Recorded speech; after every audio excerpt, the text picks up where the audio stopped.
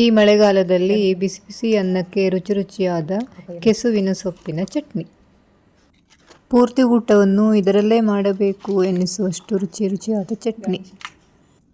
ಹಾಗೆ ನನ್ನ ಚಾನಲ್ನ ಸಬ್ಸ್ಕ್ರೈಬ್ ಮಾಡ್ಕೊಂಡವರಿಗೆಲ್ಲ ಧನ್ಯವಾದಗಳು. ಸಬ್ಸ್ಕ್ರೈಬ್ ಮಾಡ್ಕೊಳ್ಳದೆ ಹೋದವರು ದಯವಿಟ್ಟು ಸಬ್ಸ್ಕ್ರೈಬ್ ಮಾಡ್ಕೊಂಡು ನೋಡಿ. ಚಟ್ನಿಗೆ ಈ ಎಳೆ ಸೊಪ್ಪು ಮಾತ್ರ ಹಾಕವು, ಬೆಳೆದ ಸೊಪ್ಪು ಹಾಕೋಲಿಲ್ಲ, ಇಂಥದ್ದೆಲ್ಲ ಹಾಕೋಲಿಲ್ಲ, ಇಂಥದ್ದು ಮಾತ್ರ ಹಾಕವು. ಇವತ್ತು ಅಮ್ಮನ ಅಡುಗೆಗೆ ಮಗಳು ವಹಿಸ್ಕೊಟ್ಟಿದ್ದು, ತಪ್ಪಿದ್ದಲ್ಲಿ ಕ್ಷಮಿಸಿ. ಕೆಸನ್ ಸೊಪ್ಪು ತಗೊಬಂದು ಒಂದು ಪಾತ್ರೆ ತಗೊಳ್ಳವು. ಫಸ್ಟು ಕಡೆಗೆ ಅದನ್ನು ನೀಟಾಗಿ ಕಟ್ ಮಾಡ್ಕೊಳ್ಳವು. ಎಷ್ಟು ಬೇಕೋ ಅಷ್ಟೇ ತಗೊಳ್ಳವು, ಜಾಸ್ತಿ ಬೇಕು ಹೇಳಿಲ್ಲ, ಅದಕ್ಕೆ ನಂಗೋಕೆ ಎಷ್ಟು ಬೇಕೋ ಅಷ್ಟೇ ತಗೊಳ್ಳವು. ಅದಕ್ಕೆ ಒಂದು ಸ್ವಲ್ಪ ನೀರು ಹಾಕಿ, ಎಷ್ಟು ಬೇಕೋ ಅಷ್ಟು ನೀರು ಹಾಕಿ ಕುದಿಸೋದಿಡವು. ಆಯಿತಾ. ಕಡೆಗೆ ಅದಕ್ಕೆ ಸ್ವಲ್ಪ ಒಣಮೆಣಸು ಹಾಕವು.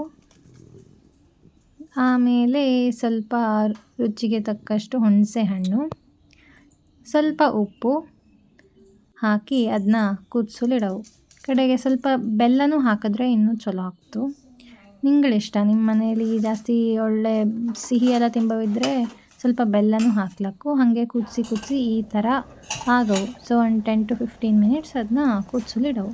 ಕಡೆಗೆ ಕಾಯಿ ತುರ್ಕೊಂಡಿರವು, ಆ ಕಾಯಿನ ಮಿಕ್ಸಿಲಿ ಹಾಕಿ ಆ ತೂರಣಕ್ಕೆ ಆವಾಗ ಬೇಯಿಸದ್ದು ಮೆಣಸನ್ನು ಹಾಕವು. ತೆಗೆದು ಹಾಕಿ ಅದಕ್ಕೆ ಸ್ವಲ್ಪ ನೀರನ್ನು ಮಿಕ್ಸ್ ಮಾಡಿ ಮಿಕ್ಸಿಲಿ ಗಾರನೆ ಬೀಸವು. ಆದಷ್ಟು ನುಣ್ಣಗಾದರೆ ಚಲೋ ಆಗ್ತು. ಸೊ ಅದಕ್ಕೆ ಸ್ವಲ್ಪ ನೀರನ್ನು ಬೇಕಾದರೆ ಹಾಕ್ಕೊಂಡು ಚಲೋ ಮಾಡಿ ಮಿಕ್ಸಿಲಿ ಬೀಸ್ಕೊಳ್ಳವು. ಮಿಕ್ಸಿಲಿ ಬೀಸಾದ್ಮೇಲೆ ಅದನ್ನು ಒಂದು ಪಾತ್ರಕ್ಕೆ ಟ್ರಾನ್ಸ್ಫರ್ ಮಾಡ್ಕೊಳ್ಳವು. ಆಯಿತಾ.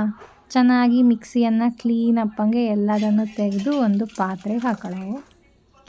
ಹಾಕಾದ್ಮೇಲೆ ಮತ್ತು ನೀರೆಲ್ಲ ಹಾಕಾಡಿಲ್ಲ, ಅದು ಚಟ್ನಿ ಥರ ಆಗೋದಕ್ಕೆ ಸ್ವಲ್ಪ ದಪ್ಪ ಆಗಿದ್ರೇ ಚಲೋ ಆಗ್ತು. ಅದಾದಮೇಲೆ ಇನ್ನೊಂದು ಸಲ ಅದನ್ನು ಕುದಿಸಲಿಡವು. ಸ್ವಲ್ಪ ಒಂದು 5 to 10 minutes ಕುದಿಸವು.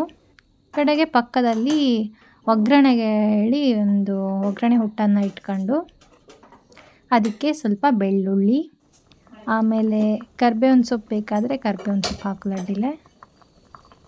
ಹಾಗೆ ಈ ಕಡೆ ಕುದ್ದಿರ್ತಲ್ಲಿ ಅದನ್ನು ಆಫ್ ಮಾಡವು.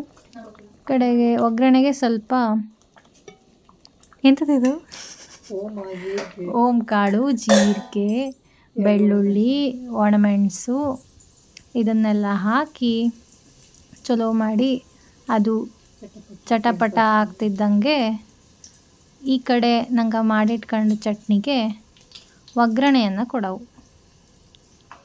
ಚೆನ್ನಾಗಿ ಒಗ್ಗರಣೆಯನ್ನು ಕೊಟ್ಟಾದಮೇಲೆ ಅದನ್ನ ಮುಚ್ಚವು ಬೇಗ. ಆವಾಗ ಅದು ಸ್ಮೆಲ್ಲನ್ನೆಲ್ಲ ಒಳ್ಳೆ ಘಮ ಸ್ಮೆಲ್ಲನ್ನು ಚಲೋ ಹೀರ್ಕತ್ತು. ಸೊ ಹುಟ್ಟಿಗೆ ಇನ್ನೂ ಚೂರು ಇದ್ದದ್ದು ಎಣ್ಣೆನೆಲ್ಲ ಅದರಿಂದ ಸ್ವಲ್ಪ ಕ್ಲೀನ್ ಮಾಡಿ ಹಿಂಗೆ ಮಾಡಿದ್ರೆ ಆತು. ವಿಡಿಯೋ ನೋಡಿದವರಿಗೆಲ್ಲರಿಗೂ ಧನ್ಯವಾದಗಳು. ದಯವಿಟ್ಟು ಲೈಕ್ಸ್ ಕೊಡಿ. ನನ್ನ ಚಾನಲ್ಗೆ ನಿಮ್ಮ ಸಪೋರ್ಟ್ ಇರಲಿ ಯಾವಾಗಲೂ. ಧನ್ಯವಾದಗಳು.